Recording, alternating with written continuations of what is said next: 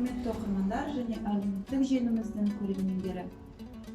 Биыл 15 сәуір Сафуан Шаймерденовтың туғанына 100 жыл толып отыр. Соған байланысты біздің кітапханамыз «Қаламы жүйрік қаламгер» атты көрмені ұйымдастырып отыр.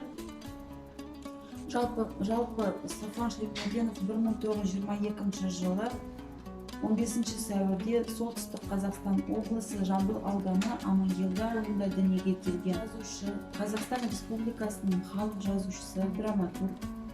Жазушының өмірімен танысқыларыңыз келетін болса, біздің көрмеден солтүстік Қазақстан облысы энциклопедиясы және Қазақстан ұлттық энциклопедиясы, қазақ әдебиетінің анықтамалық энциклопедиясы, сонымен қатар тарихи тұлғалар атты кітабы қойылған. Бұнда жазушының өмірі және шығармашылығымен таныса аласыздар. Сонымен қатар 2 томдық шығармалар жинағы қойылған. Бұл шығармалар жинағына Инеш романы және де әңгімелері мен повестері енгізілген. Батыр және бақташы повестінің орысша аудармасын көре аласыздар. Қарайтынымыз ол бізде таңдамалы шығармалар жинағы. Таңдамалы шығармалар жинағының 1 томына Инеш романы мен шынайы жазылған әңгімелері енгізілген. Жалпы Инеш романына тоқталатын болсақ, соғыстан кейінгі кезеңдегі қазақ жастарының, қазақ студенттерінің құралу қалыптасу процесі бейнеленген көлемді шығарма болып табылады. Кітап, яғни көпшілік қауымға арналған.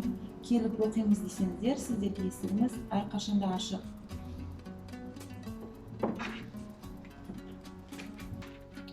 Кітаптың 2 томына Мәжнүн тал, мезгіл секілді повестерімен қатар юморлық әңгімелері де енгізілген.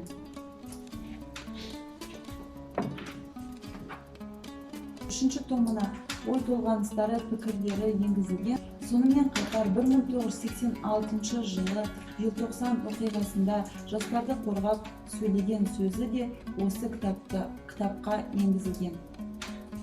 Кітап ол бізде селдің екпіні кітабы. Оның ішінде повестер мен әңгімелері енгізілген. Оның ішінде ашу, өмір нұры повесі, селдің екпіні, Тайланның көргендерінен, алтын сағат, портреттер, әңгімелер топтамасы енгізілген. Сондай-ақ жазушының 5 томдық шығармаларын көре аласыздар. 5 томдық шығармаларында 1 томында Инеш романы енгізілсе, 2 томына оқырманның ыстық ықыласына ие болған ит ашуы, жыл құсы, қарғаш, мезгіл повестері енгізілген.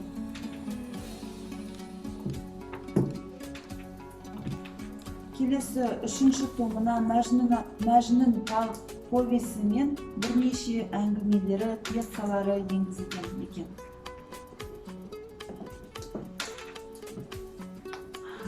4 томына ой пікірлері, толғаныстары, сыр сұхбаттары топтастырылған.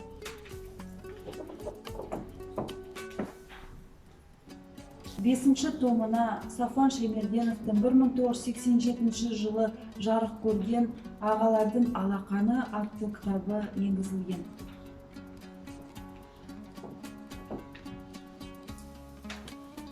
Сондай-ақ жазушы көптеген пьесалар жазған. Жазушының пьесалары республикалық театрлардың сахналарында қойылып, көпшіліктің ықыласына бөленіп жүр.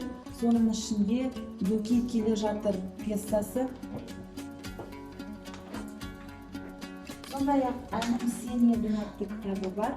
«Әнім сен еді» атты кітабында бірнеше пьесаларын көре аласыздар. Сонымен назарларыңызға көптен көп рахмет. Егер де жазушының шығармашылығы сіздерді қызықтырса, біздің кітапханаға келіп оқи аласыздар.